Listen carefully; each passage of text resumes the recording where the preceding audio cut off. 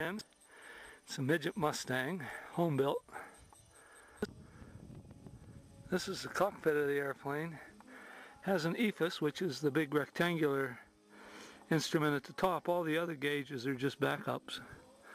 Then it has a radio stack down there with a Garmin GPS 496 in it, and a nice radio and a transponder down there. It has an instrumentation system and all that. You can't see much in the cockpit. You can tell it's experimental. There's the word, carry parachute and stuff like that. So that's sort of a tour of the airplane. Now this is where the camera is going to ride. I don't have any control over it. I just turn it on. Okay, all the engine checks are complete. We're taxiing out. You can see the view from the camera here. We're lined up on the main runway, which is 3,000 feet long. The wind is light. The temperature's a little on the high side, so the takeoff performance is compromised somewhat. There's a windsock. You'll see it on the right-hand side there. It'll pass off screen. That's about 800 feet down the runway. We're flying in the Finger Lakes part of New York. Getting ready for liftoff here. The Finger Lakes is up in the Rochester, Syracuse, so Buffalo Triangle kind of thing. 5 Finger Lakes. We're climbing about 100 miles an hour behind an 0200, which has 100 horsepower, and we're climbing about 1,000 to 1,500 feet a minute today. That's Keuka Lake in front of us. Hammondsport is at the end of Keuka Lake down there. That's where Glenn Curtis did a lot of his early flying work, and his museum is still down there. Beautiful museum. This is a really nice part of the country. The lakes make it advantageous to grow grapes and fruit. Grapes mean there's a lot of wineries around and so forth. Making a turn to the north, that's the north branch of Keuka Lake. Penyan is on the right-hand branch up at the end of the lake. And I'm getting set up to do some stalls. The airplane slows fairly gradually, so I've chopped off the beginning of this. My airplane will stall to the left or right. The first one goes to the left. I tried not to use rudder, but I'm not sure if I made out. I did a better job on the second one here. It's going to stall and the wing. There you go. It falls off on the right.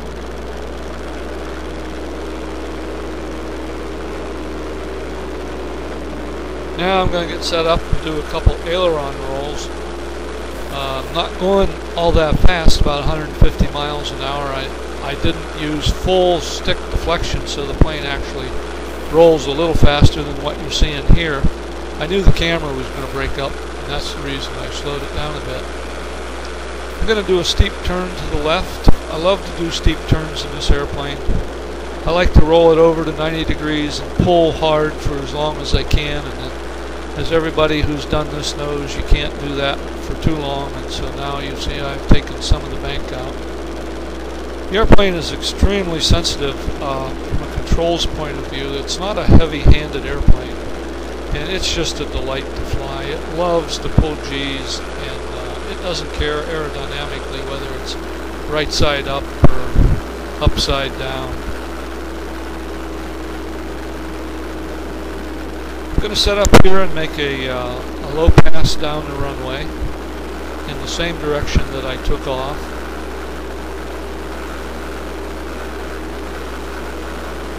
Runway is going to come into view here in just a second.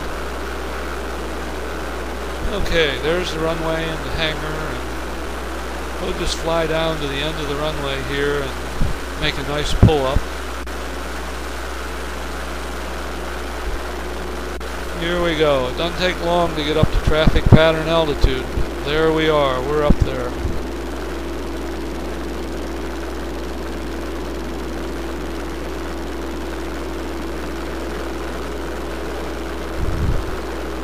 It's advantageous at this airport to take off to the west and land to the east if the winds permit it. And since the winds were light, that's what I'm doing today. I'm going to land to the east. So we're looking at Keuka Lake there, and down at the end of it is Hammondsport.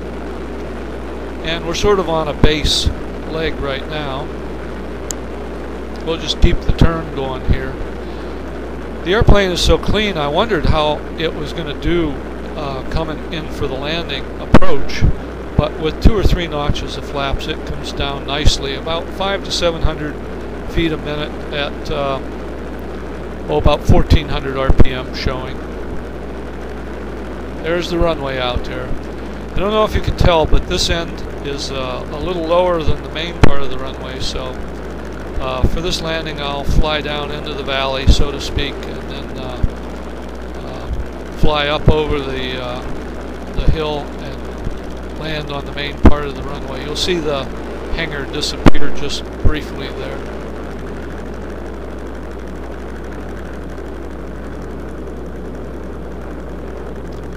Okay, now we're in the flare, getting ready for the touchdown. There's the touchdown. We'll roll out. The airplane is extremely honest in the landing configuration. It's less sensitive on grass.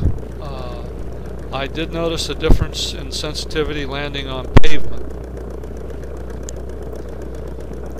We'll pull into the hangar here and shut down, and then I've added a video my granddaughter made. She helped me build the airplane, and when she came up to see it fly for the first time, she volunteered to make these videos. So here comes the first of 2 passes.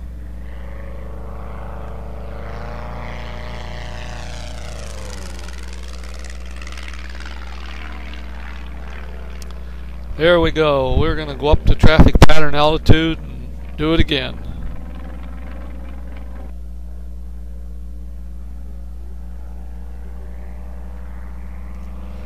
It took me 4 years to build the airplane. It was an extremely gratifying experience. I enjoy flying it very, very much, and I hope you enjoyed watching the video.